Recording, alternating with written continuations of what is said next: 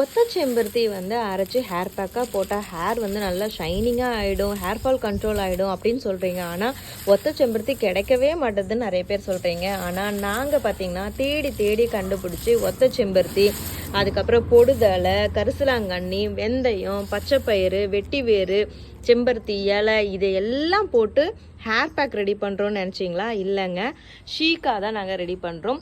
சீக்காயிலே வந்து நாங்கள் வெறும் சீக்காவும் பூந்தி கொட்டை மட்டும் இல்லாமல் இவ்வளோ ஹெர்பல் வந்து ஆட் பண்ணி நாங்கள் ஷீக்கா ரெடி பண்ணுறோம். ஸோ இது வந்து 2 in 1 ஹேர் பேக்காக வந்து 15 minutes நீங்கள் போட்டுட்டு அதுக்கப்புறம் இதையே நீங்கள் ஹேர் வாஷ் பண்ணிக்கலாம்.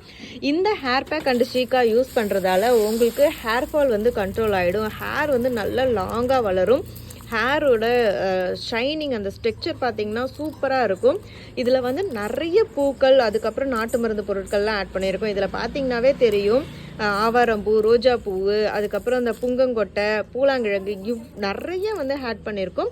ஸோ இந்த ஹேர் பேக் அண்ட் ஷீக்கா உங்களுக்கு வேணும் அப்படின்னா ஸ்க்ரீனில் தெரிகிற வாட்ஸ்அப் நம்பருக்கு கான்டாக்ட் பண்ணி பர்ச்சேஸ் பண்ணிக்கோங்க.